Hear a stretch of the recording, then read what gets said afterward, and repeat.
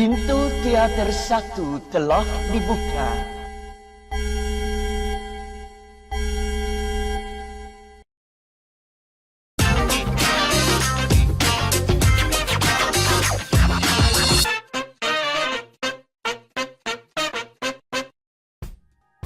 Hai everyone, welcome to UBR Entertainment. Apa kabar kalian hari ini? Kami doakan semoga dalam keadaan baik. Kali ini kita akan membawakan sebuah film yang sangat luar biasa berjudul LA Confidential yang rilis pada tahun 1997. Film karya Curtis Hanson ini sangat kompleks dan sempurna mengangkat kisah kriminalitas kota yang melibatkan para polisi serta realita masalah di departemen kepolisian. Film ini sukses mendapat banyak penghargaan bergengsi dan tentunya rating yang sangat tinggi. Dibintangi oleh banyak sekali bintang ternama dan para pemenang Oscar, yaitu Kevin Spacey, Russell Crowe, Guy Pearce, Danny DeVito, James Cromwell, dan aktris cantik yang memenangi Oscar lewat film ini, Kim Basinger. Oke, tanpa basa-basi lagi sebab kita bukan membahas hal yang basi. Inilah seluruh jalan cerita film LA Confidential versi UBR Entertainment.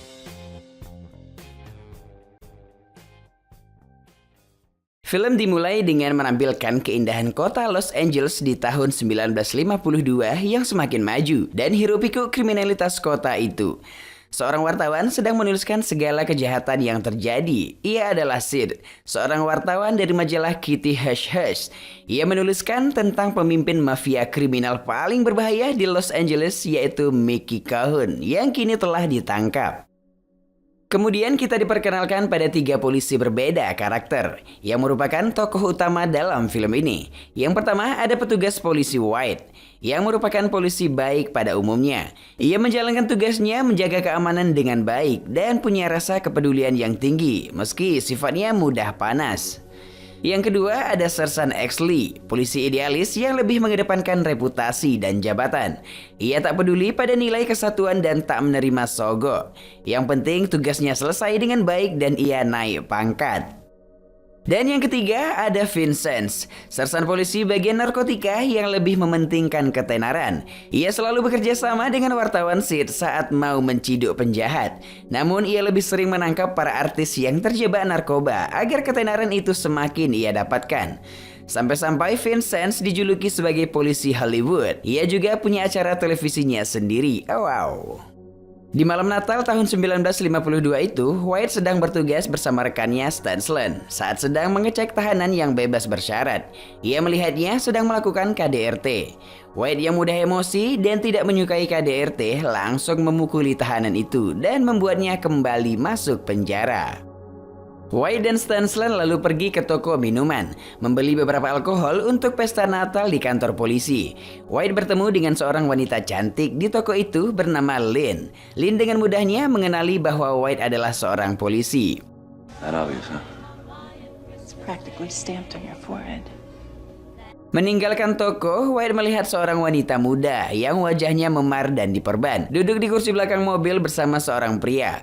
White bertanya tentang apa yang terjadi. Supir mobil itu lalu mencoba menggertak White. White lalu dengan mudah menundukkannya dan melucuti senjatanya. Diketahui ternyata supir ini bernama Buzz dan dia merupakan mantan polisi. White kembali menanyakan lebih lanjut tentang wanita yang terluka itu. Wanita itu mengatakan bahwa dia baik-baik saja. Dan kemudian Lynn datang dan dia juga merupakan teman orang-orang ini. White lalu mengembalikan pistol dan dompet Buzz. Ketika dia kembali ke mobilnya sendiri, Stansland dengan nada bergurau ternyata tahu bahwa Buzz adalah mantan polisi. Di tempat lain, tampak Vincent berhasil menangkap pasangan selebritis muda yang sedang memakai narkoba. Sebelumnya, ia telah kong-kali-kong dengan wartawan Sid tentunya. Itu kembali menempatkan Vincent di kolom prestasi surat kabar dan mendapat sedikit imbalan dari wartawan Sid. Adapun artis yang lelaki itu bernama Matt. Di TKP, Vincent menemukan kartu nama Fleur de Lis yang mencurigakan. Di kantor polisi, Sersan Exley tampak ditugaskan sebagai komandan jaga malam. Dia diwawancarai oleh seorang wartawan yang menyandingkannya dengan reputasi hebat mendiang ayahnya, Preston Exley, seorang polisi senior yang dulu sangat terkenal dan telah menjadi legenda kepolisian. Exley juga berbicara dengan kaptennya, yaitu Kapten Smith. Kapten Smith mengungkapkan bahwa hasil ujian Exley untuk naik pangkat sungguh cemerlang, dan Exley berpolitik dalam kepolisian dengan baik.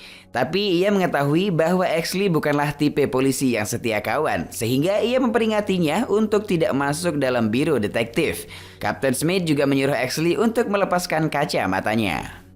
Vincent telah sampai di kantor dengan membawa dua artis muda itu. Ia hendak memberikan sedikit uang panas kepada Exley yang berjaga, namun Exley menolak $10 itu. Saat itu, 3 orang Meksiko yang merupakan tersangka penyerangan petugas polisi dibawa masuk ke kantor polisi. 2 polisi yang menjadi korban itu kini sekarat di rumah sakit. Stensland yang mengetahui itu menghentikan pestanya dan dengan beberapa polisi lainnya mendatangi para tersangka di area penahanan. Stensland adalah teman dekat polisi yang diserang itu. Stensland tak peduli pada otoritas Exley sebagai komandan. Keadaan dengan cepat menjadi buruk karena para tahanan Meksiko dipukuli dengan brutalnya.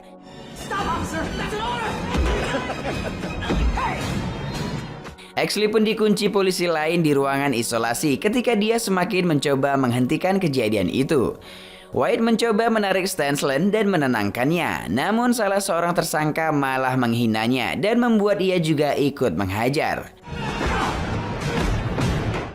Vincent juga ikut bergabung di sana saat pakaian mewahnya kena lumuran darah. Para reporter yang tadi mewawancarai Exley juga hadir dan mengambil foto kejadian itu. Foto huru-hara penjara membuat halaman depan The Los Angeles Times menggambarkan insiden itu sebagai Natal berdarah, memicu kemarahan publik dan tuntutan agar ada pihak yang bertanggung jawab. Kepala polisi, jaksa wilayah Ellis Lau dan Kapten Smith bertemu dengan White, Vincent, dan Exley secara terpisah. White dengan tegas menolak bersaksi untuk membuat temannya Stensland sebagai biang keladi insiden kemarin. Untuk itu, White diskors sementara dari tugasnya. Sementara Exley dengan senang hati setuju. Ia mengetahui bahwa kesaksiannya akan memberinya promosi ke tingkat letnan. Ia pun setuju untuk hadir di pengadilan sebagai saksi untuk menghukum Stensland. Dan juga terlihat berkata jujur tentang aib rekan-rekannya di kepolisian, terutama White dan Stensland. Namun, jaksa Lau dan Kapten Smith mencatat bahwa kesaksian Exley tidak akan ada gunanya kecuali ada saksi lain. Untuk ini, Exley menyarankan Vincent kepada bapak-bapak tua ini dan mengatakan bahwa Vincent lemah terhadap popularitas. Vincent yang awalnya tidak mau menjadi pengkhianat teman lalu dipaksa untuk bersaksi dengan ancaman ia bisa kehilangan peran pentingnya di kepolisian dan kehilangan acara televisinya. Vincent tahu bahwa Exley lah yang menyarankan dirinya menjadi saksi dan sedang bersembunyi di balik ruang kaca memperhatikan. And so it goes, Detective Lieutenant. Beberapa hari kemudian, Stensland dipecat sehingga polisi memiliki kambing hitam yang dapat disalahkan atas insiden tersebut. Sementara beberapa petugas lainnya yang terlibat dipaksa pensiun dini. Exley kini telah naik pangkat menjadi letnan. Ia telah menjadi wajah baik citra kepolisian. Namun tentu rekan-rekannya banyak yang tidak menyukainya.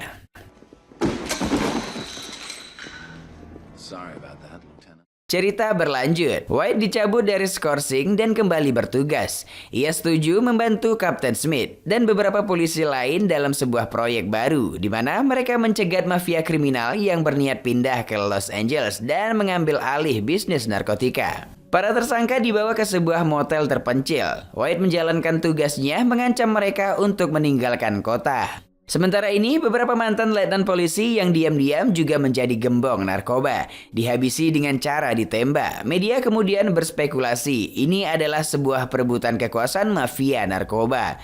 Dalam insiden lain, penjual heroin terbaik yang merupakan mantan letnan juga dibunuh di rumahnya dan 20 kg heroin miliknya dicuri.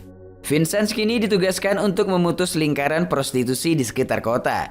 Dia antusias saat melihat logo Fleur de Lis di laporan kejahatan prostitusi. Namun awalnya, upayanya untuk mengetahui lebih jauh tentang Fleur de Lis tidak menemukan hasil.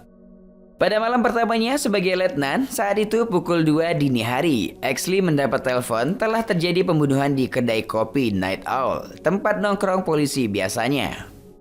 Exley tiba di tempat kejadian dan menemukan juru masak ditembak mati di belakang meja dan mesin kasir dikosongkan. Ini menunjukkan perampokan. Dia melihat kursi yang terbalik dan menyadari ada beberapa orang lain di dalamnya. Dia kemudian melihat jejak darah yang mengarah ke kamar mandi. Di sanalah ia menemukan 5 mayat lagi. Semua jasad korban penuh dengan luka tembak. Kapten Smith tiba dan mengambil alih komando penyelidikan, menjadikan Exley sebagai orang kedua dalam komando. Tim forensik dengan cepat melaporkan bahwa ada 6 korban. Ternyata salah satu korban adalah Stan Sloan. White bergegas ke kamar mayat rumah sakit untuk melihat jasad rekannya itu. Ia merasa sangat terguncang, marah dan sedih. Dia kemudian meminta keterangan kejadian dari Exley. Hell of a way to avoid a prison sentence.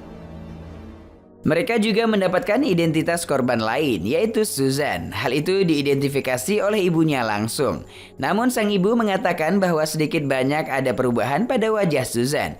Ketika melihat tubuhnya, White juga segera mengenali Susan sebagai wanita di dalam mobil yang tampaknya terluka pada malam dia dan Stan Sloan membeli alkohol. Detektif senior dari semua departemen ditugaskan untuk mencari dan menangkap para pelaku pembunuhan di kedai kopi Night Owl. White melakukan penyelidikan ke seorang pengusaha kaya bernama Patchett yang merupakan pria yang duduk di samping Susan pada malam mereka bertemu. Patchett memiliki alibi yang kuat saat ditanya-tanya oleh White. Find Susan's killer, Mr. White. I'll give you a handsome reward. Tak lama ia mendatangi Lynn. Di sana, Lynn sedang bersama seorang pria yang ternyata adalah seorang anggota DPR. LAPD shitbird, get the fuck out of here. I'll call your wife to come get you. Officer. Councilman. Di sini kemudian diketahui bahwa para wanita ini adalah pemain film dewasa yang didandani atau dibuat semirip mungkin dengan selebritis terkenal. Selain sebagai bintang film dewasa, mereka juga melayani pria hidung belang dari kalangan pejabat. Dan Patchett adalah bos mereka semua, pemilik bisnis itu. Sedangkan Exley pergi bersama Vincent, meskipun sebenarnya Vincent bukanlah polisi bagian pembunuhan. Mereka melakukan penyelidikan berdasarkan bukti-bukti yang ada, kemudian membuat mereka menemukan beberapa orang kulit hitam yang dicurigai sebagai pelaku. Saat hendak membekuk pelaku, ternyata di sana sudah ada juga polisi lain yang kita sebut sebagai si A dan si B. Mereka semua menemukan senapan di garasi mobil terduga pelaku yang semakin meyakinkan mereka. Exley CS lalu berhasil membawa beberapa orang terduga pelaku ke kantor polisi dan menginterogasi mereka dengan kepandaiannya dan disaksikan semua polisi lain. Selama interogasi, Exley mendemonstrasikan keterampilan taktis yang brilian, menipu ketiga pria tersebut agar percaya bahwa mereka telah saling memberi informasi. Ketiganya memiliki catatan kriminal di masa lalu yang juga digunakan Exley untuk keuntungannya.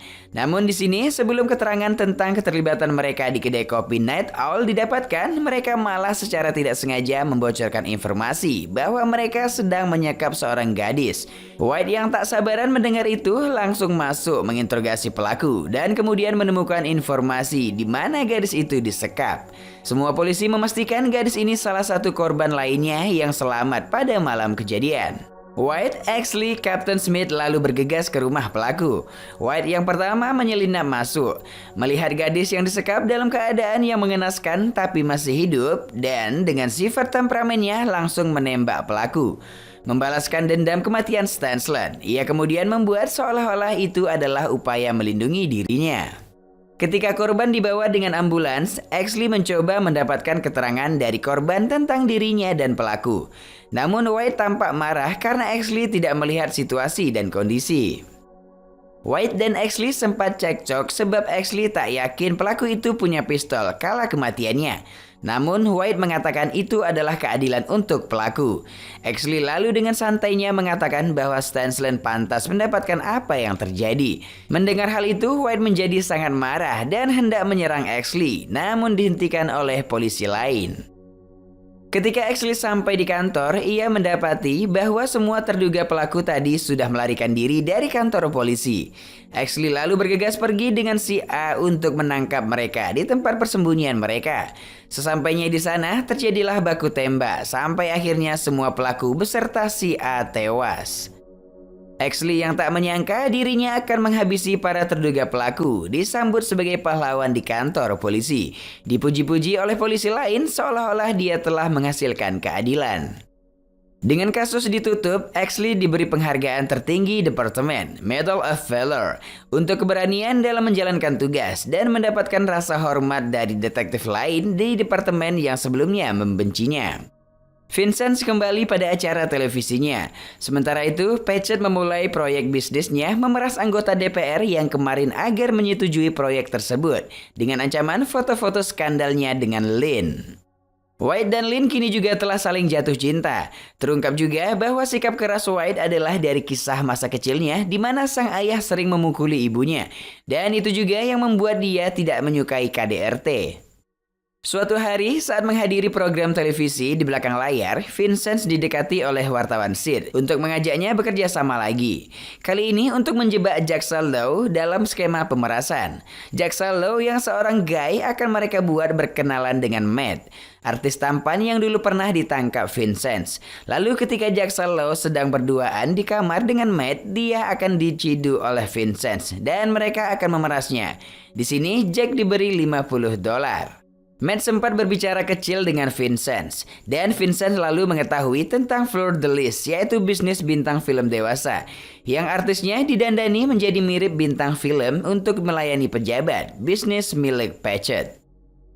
Vincent juga mencoba bertanya apakah Sid mengenal Patchett, tetapi Sid mengatakan yang ia tahu Patchett hanya pebisnis kaya. Saat sedang minum di bar sambil melihat uang $50 itu, Vincent seolah mengingat bahwa ia adalah seorang polisi. Tatapannya mengisyaratkan bahwa selama ini banyak hal yang dilakukannya adalah salah. Ia pun lalu pergi menemui Matt untuk menghentikan rencana skema mereka. Namun sesampainya di kamar Matt, sang artis muda telah tewas. Cerita berlanjut, korban yang disekap kini telah mulai baikan dan ia menjelaskan bahwa pada malam kejadian para terduga pelaku tidak pergi dari rumah yang membuat Exley merasa ada kejanggalan dalam kasus Night Owl. Begitu pula dengan White yang juga merasa ada kejanggalan dalam kasus itu. Ia meminta arsip foto lokasi kejadian dan menemukan bahwa masih ada satu mayat yang hilang.